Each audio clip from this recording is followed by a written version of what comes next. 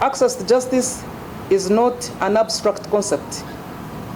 It determines whether a survivor of gender-based violence is protected or silenced, whether the widow is retained in her land or is disposed, whether a girl remains at school or is forced into early marriage, and whether women can claim their economic and social rights without fear of discrimination.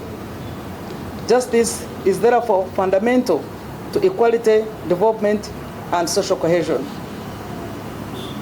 In terms of access to justice, according to the court census report released by the Judiciary, Uganda has a sizable case of backlog of gender-based violence cases.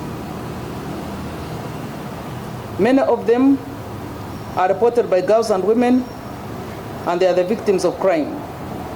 According to the report, gender-based violence cases backlog make up to 32% of the total cases, 3,636 being cases of defilement, and out of those, 29.9 are of aggravated nature.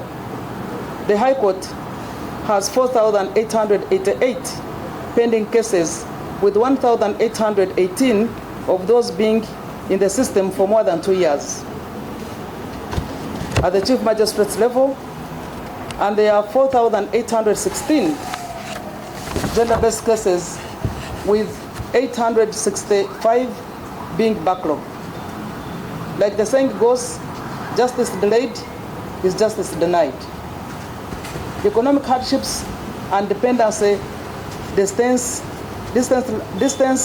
lack of witness protection, lack and limited of legal literacy are significant barriers to women's access for justice and often push them towards informal mechanisms in their communities. Yet, these systems are characterized by patriarchal biases and unequal power dynamics that limit women's ability to access justice and breed impunity. Uganda has made notable progress over the years. Women today participate more actively in leadership, education, and economic production than ever before. For instance, the government has financed 21,948 women groups enterprises, benefiting 235,114 women under a WEB program, and in the fiscal year 2025, a total of 24,228 youth enterprises were funded to the tune of 191,336 billion shillings, benefiting 271,211 youth who at least constitute about 30% female. In the current parliament, Uganda women constitute 34.5%, whereas the women ministers comprise 40%. In the local government, women constitute 45.7% in leadership. Universal primary and secondary education have increased milestones in girls' education. Government have enacted and reviewed laws aimed at protecting women and girls, strengthened institutions within the justice sector, and expanded programs that support women's economic empowerment.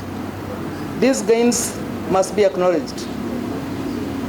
Government has also progressed well on promoting women and girls' access to justice, despite some challenges that are still impending full access. The government of Uganda has put in place several institutions that are mandated to promoting and protecting women's equality to justice and access to justice. They include the Gender and Children's Desk within Uganda Police Force, the Department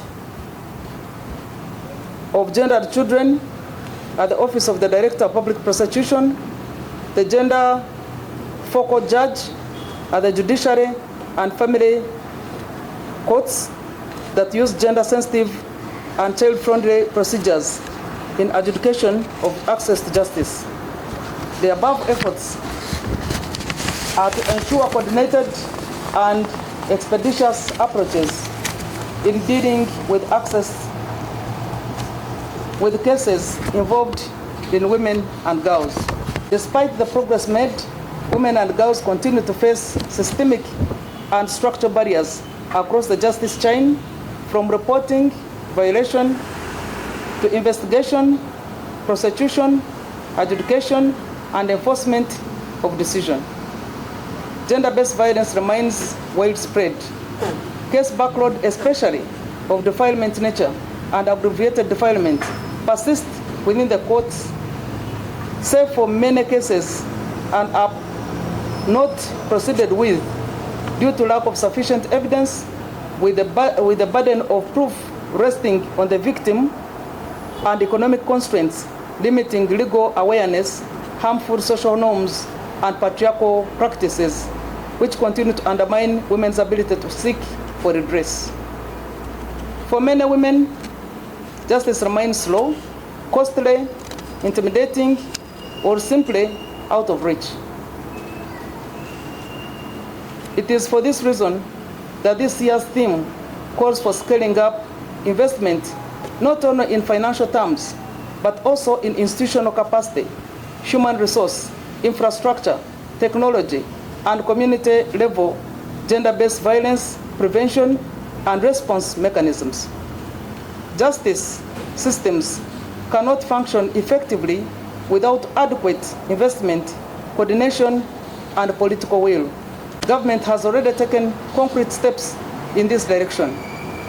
We have strengthened gender and children's desk within the Uganda Police Force, enhanced prosecution of gender-based crime through specialized units in the Office of the Director of Public Prosecution, and supported the Judiciary to introduce innovations aimed at reducing case backlogs, including alternative dispute resolution mechanisms, electronic case management systems, and virtual court sessions.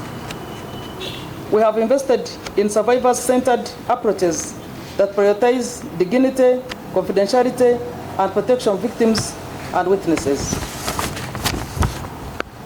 We have also expanded access to legal aid and community-based justice services, particularly for vulnerable populations, including women, children, older persons, and persons with disabilities.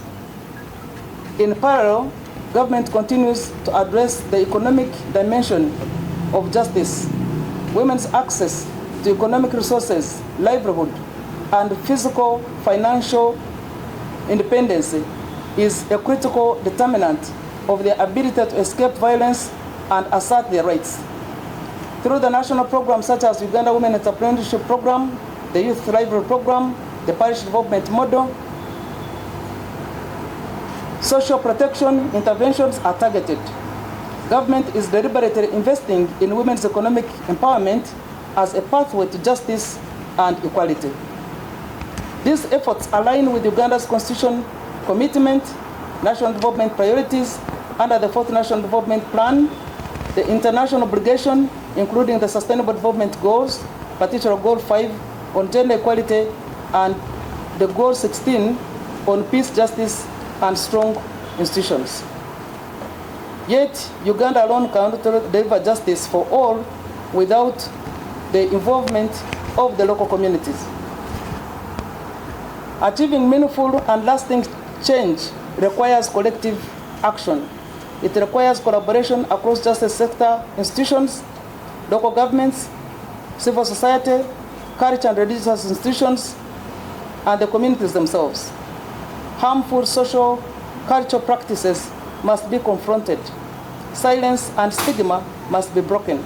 Survivors must be supported and not blamed.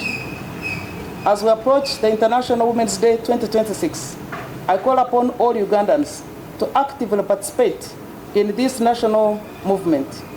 Let us use this commemoration to reaffirm and share responsibility to protect the rights of women and girls, to hold perpetrators accountable, and to ensure that justice systems serve those most in need. I wish to formally invite the general public women's organizations, youth groups, cultural leaders, academia, development partners, men out there to join Uganda in Korolo ceremonial ground on the 8th of March 2036 as we commemorate this important International Women's Day. And His Excellency the President, Yoweri Kaguta Museveni, will be the chief guest. Special invitation to members of the media to engage with us throughout the International Women's Day activities. The media remains a critical partner in shaping public discourse, amplifying women's voices, and promoting accountability. Your role in informing, educating, and mobilizing the public cannot be overstated. As I conclude, let me emphasize that access to justice for women and girls is not optional. It's a constitutional imperative, a development necessity, and a moral obligation. Scaling up investment in justice systems is an investment in Uganda's future stability and prosperity. The Ministry of Gender, Labour and Social Development remains committed to providing leadership, coordination, and oversight in advancing gender equality and justice for all. We will continue to work with all stakeholders to ensure that no woman, no girl is left behind. I thank you for your attention, and I look forward to your active participation as we commemorate International Women's Day 2026, and also want to request the local government and other institutions to celebrate the day thereafter, the 8th of March 2026.